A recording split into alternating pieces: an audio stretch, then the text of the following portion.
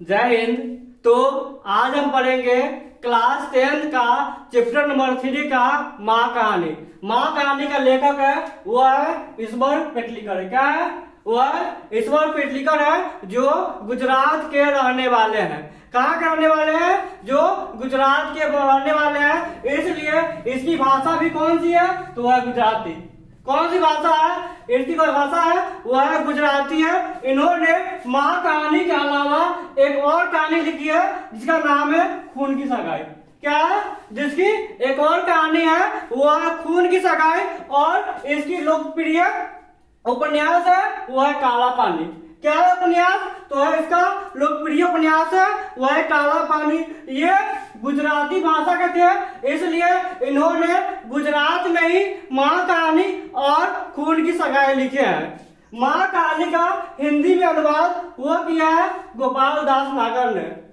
क्योंकि हम लोग हिंदी जानते हैं और हम लोगों को गुजराती नहीं आती है, इसलिए गोपाल दास नागर ने हमको और आसानी से पढ़ने के लिए इसको हिंदी में अनुवाद कर दिया है ताकि हम इसको आसानी से पढ़ सके।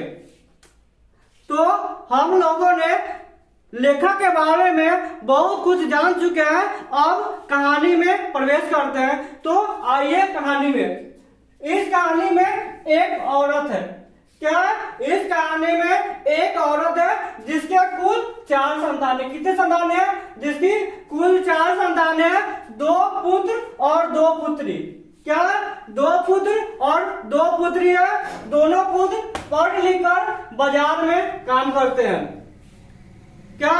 दोनों पुत्र अपने बेटा बेटी और पत्नी के साथ बाजार में काम करते हैं और वहीं पे रहते हैं। और इनके 2 पुत्री है।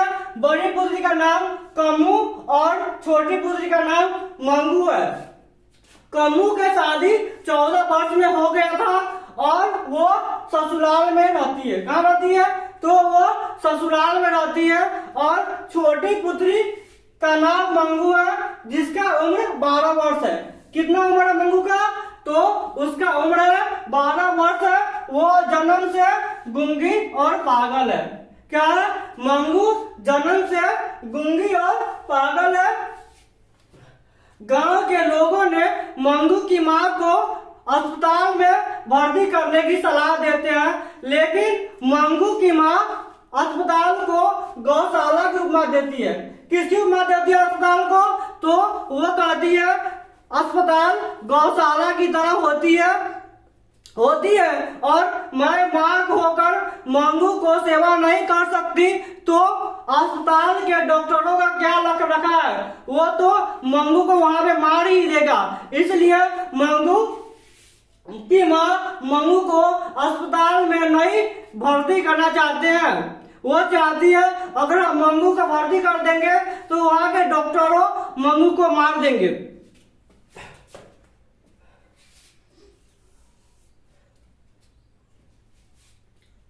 मंगू की मां मंगू को दवा पीरो करती है ताकि मंगू ठीक हो जाए। मंगू के भाई जान चुका है कि मंगू कभी ठीक नहीं होगा, क्योंकि 3 डॉक्टरों ने मंगू के बारे में कह दिया था जे मंगू कभी ठीक नहीं होने वाला है।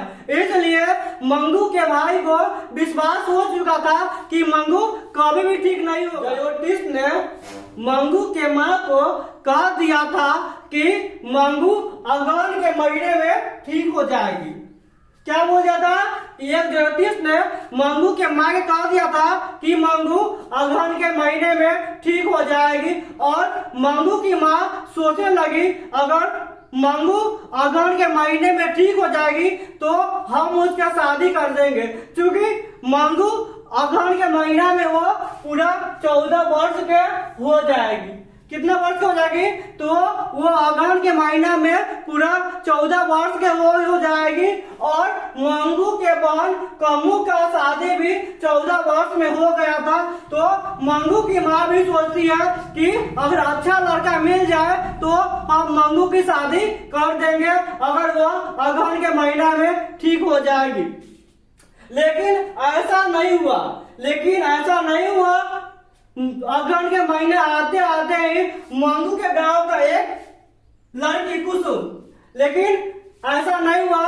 मंगू के गांव के एक लड़की कुसुम जो कन्या विद्यालय में पढ़ती थी, क्या पढ़ती थी, जो कन्या विद्यालय में पढ़ती थी, वो पागल हो गई। क्या हो गई, वो पागल हो गई। जो कन्या विद्यालय में पढ़ती थी वो अगहन के महीने में पागल हो गई। मंगू की माँ को यह सुनकर बहुत दुख हुआ।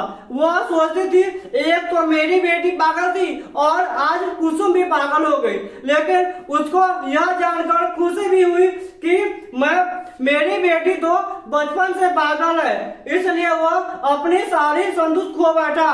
और कुसुम तो फिलहाल पागल हो गया है, फिर भी उसको पखाना पेशाब का ख्याल नहीं रहता। क्योंकि मंगू बचपन से पागल थी, इसलिए वह बिस्तर पर ही पखाना पेशाब करती थी। मंगू के परिवार वालों ने कुसुम के परिवार वालों ने कुसुम को हॉस्पिटल में भर्ती कराने का सलाह दिया। तो अब कुसुम को हॉस्पिटल में ले गया। तब मंगू की माँ सोचने लगी अगर मंगू की माँ होती, अगर कुसुम की माँ होती तो कुसुम को अस्पताल में नहीं ले जाने देती। अगर मैं मर जाऊंगा तो मंगू के भाई भी उसको अस्पताल में भर्ती करा देंगे। मंगू हॉस्पिटल गया। मंगू हॉस्पिटल पहुंची तो उसको स्टार्टिंग में उसको बांध कर रखा जाता था। कैसा रखा जाता था, उसको बांध कर रखा जाता था, लेकिन 1 महीने होते होते वो स्वतंत्र घूमने लगी। उसको बिस्तर पर पखाना पेशाब करना बंद कर दिया था। दूसरे महीने होते होते उसका पागलपन भी मिट गया था और डॉक्टरों ने सलाह दिया कि 2 महीना में इसका पागलपन मिट गया, अगर इसको 1 महीना और रखा जाए तो वो अच्छी तरह ठीक हो जाएगी। इसलिए उसके परिवार वालों ने कुसुम को और 1 महीना अस्पताल में रहने दिया।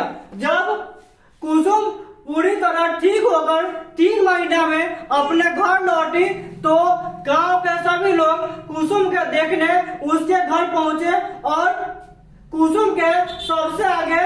कुसुम को देखने के लिए सबसे आगे मंगू की माँ थी। कौन थी, वो थी मंगू की माँ थी।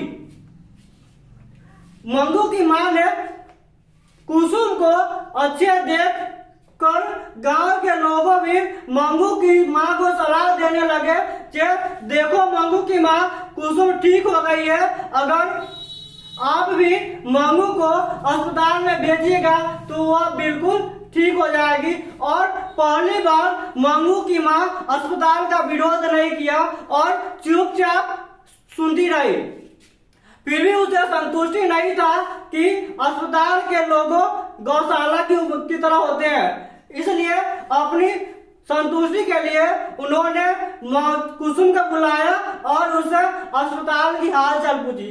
जब हाल चाल पूछी तो कुसुम ने कहा कि अगर कोई पागल डॉक्टर को एक आध चाटी मार देता है, फिर भी डॉक्टर या नर्स उस बात को दुखी में नहीं लेते हैं, उसको सहन कर लेते हैं और उसको इलाज करते हैं। मंगू की माँ ने अपने बड़े पुत्र को पत्र लिखा और बोला जे हम मंगू को अस्पताल में भर्ती करना चाहते हैं, इसलिए तुम घर आ जाओ। पत्र मिलते ही मंगू के भाई घर आ पहुंचा और हॉस्पिटल में भर्ती कराने की तैयारी करने लगे। मजिस्ट्रेट का ऑर्डर आया कि 7 दिन में मंगू को अस्पताल में भर्ती करना है। कितना दिन में भर्ती करना था, तो 7 दिन में भर्ती करना था। अब मंगू की माँ सोचने लगी कि अगर हम गर्मी के मौसम में मंगू को अस्पताल में भर्ती करते तो अच्छा रहता, क्योंकि ठंडा के मौसम है और मंगू रात में ओढ़ कर नहीं सोती है, रौला कर वो कंबल को अपने शरीर पर से हटा देती है।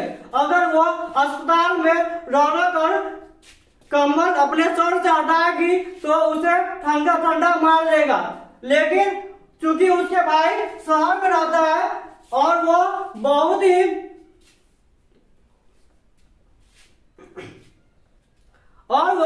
बहुत ही मुश्किल से छुट्टी लेकर आया होगा और उसे हम फिर वापस भेज देंगे तो उसका बेटा भी सोचेगा कि माँ बिना बात कर बुला लेती है और भेज देती है, इसलिए मंगू की माँ शांत रही।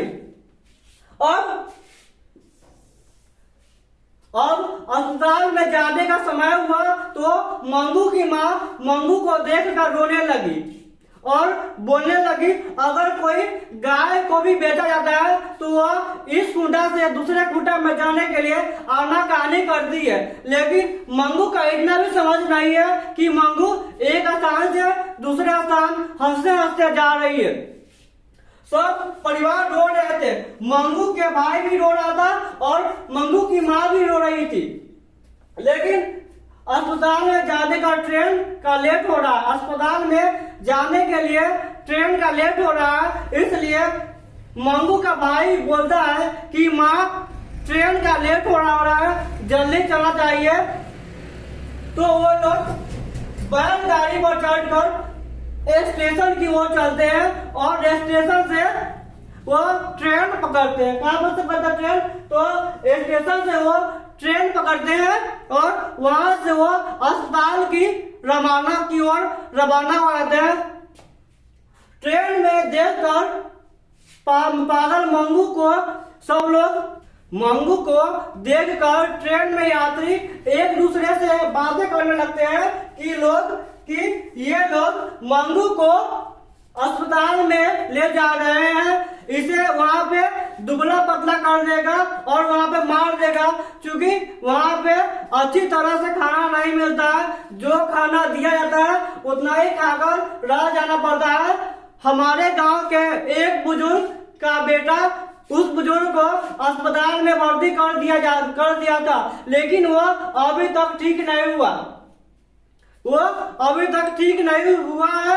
जब भी उसके बेटा उस बुजुर्ग से मिलने जाता है तो वह बुजुर्ग उसके पैर पकड़कर रोने लगता है कि हमको घर ले चलो, फिर भी उसके बेटा उस बुजुर्ग को नहीं लाता है।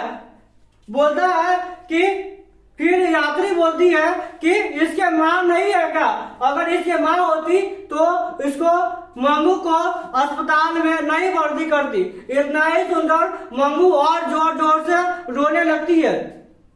जब मंगू की माँ और उसके भाई अस्पताल में पहुंचते हैं तो वहां पे देखते हैं कि पागलों के परिवार वाले पागल को खाना खिला रहे थे। उसमें से एक पागल पति अपनी पत्नी से परिवार तथा बच्चों के बारे में बात कर रहा था। किसके बारे में बात कर रहा था? तो एक पागल पति अपनी पत्नी से परिवार तथा बच्चों के बारे में बात कर रहा था। एक पागल पत्नी अपने पति से कहता है कि परिचालक हमको अच्छे खाना नहीं खिलाते हैं, अच्छे कपड़ा नहीं देते हैं, बाल नहीं झाड़ देते हैं। तो उस परिचालिका ने बोली है जे तुम्हारे पति ने अच्छे खाना लाए हैं, पहले तुम उसको खा लो, फिर मैं आपको अच्छी कपड़ा दूंगा, अच्छी भोजन दूंगा। तो उस पागल ने बोल दिया कि मैं अभी ब्रश नहीं किया हूँ, लेकिन वो पागल ब्रश किया हुआ रहती है, फिर भी परिचालिका उसको पानी देता है ताकि वो मुंह धो ले और अपने हाथों से उसकी मुंह धुल देता है। परिचालिका के इस व्यवहार को देख मंगम्मा की माँ कहती है कि यहाँ की परिचालिका बहुत ही दयालु है। क्या है? यहाँ की परिचालिका बहुत ही दयालु है। वो आगे की ओर बढ़ता है तो मंगू का भाई मेटर से कहता है कि देखो यह मेरी प्यारी बहन है, इसलिए इसके अच्छे से ख्याल रखना। और माँ जी भी बोलती है कि हाँ बहन, मेरी बेटी को अच्छी से ख्याल रखना। और वो छोड़ने का समय वो रोने लगती है। जब वो मंगू को छोड़कर घर की ओर जाती है तो वो रोने लगती है। तो वहां के डॉक्टर साहब कहते हैं कि देखिए जिस प्रकार आपका बेटा है उस प्रकार मैं भी आपका बेटा हूँ। आप यह नहीं सोचिएगा कि आप अपने बेटी को छोड़कर जा रहे हैं, आप यह सोचिए कि आप अपने बेटे को छोड़कर जा रहे हैं और मैं इसको अच्छी तरह ख्याल रखूंगा। वहीं पे एक विधवा मेटल थी। क्या थी? वहीं पे एक विधवा मेटल थी जो कहती है, मंगू से कहती है कि देखो मंगू, आज तक ये तुम्हारी माँ थी और आज से मैं तुम्हारी माँ हूँ, बस इतना ही समझो। और मंगू के विदाई करते समय मंगू के भाई और मंगू की माँ दोनों रोने लगी और इस रोते रोते इसको रोने से पूरे हॉस्पिटल ही रोने लगा। मंगू के भाई और मंगू की माँ दोनों घोड़ा पर सवार होकर, घोड़ा की गाड़ी पर सवार होकर स्टेशन पर पहुंचा और जैसे ही मंगू की माँ ट्रेन पर पैर रखा वैसे ही उसको याद आया जब मंगू चारपाई पर सोती है, उसे नीचे सोने का आदत नहीं है, वह उसे चारपाई मिलेगा या नहीं मिलेगा यह सोचने लगी। वह दाल रोटी और दूध रोटी खाती है, यह मंगू की माँ सोचने लगा। वह ट्रेन से वो लगभग रात को 11:15 बजे घर पहुंचा। कितना बजे घर पहुंचा? तो वह 11:15 बजे वह घर पहुंचा। घर में उसके पड़ोसी लोग जाग रहे थे। वो मंगू की माँ और उसके भाई को इंतजार कर रहे थे वह कब आएगा। जब मंगू की माँ और उसके भाई घर पे पहुंचे तो उसको खाने के लिए कहें जो थोड़ा खा लीजिए, लेकिन मंगू के भाई और मंगू की माँ ने मना कर दिया, ये नहीं, हम आज नहीं खाएंगे।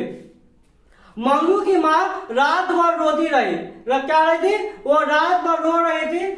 मंगू के भाई अपनी माँ को रोते देख वो कहा, जे माँ हम मंगू की अच्छी तरह रखेंगे, अगर उसकी भाभी उसके बिस्तर को नहीं भी धोएगी तो भी हम ये काम कर देंगे, उसकी बिस्तर को धो देंगे। माँ रोते रोते अचानक शांत हो गया। हुआ माँ रोते रोते अचानक शांत हो गई।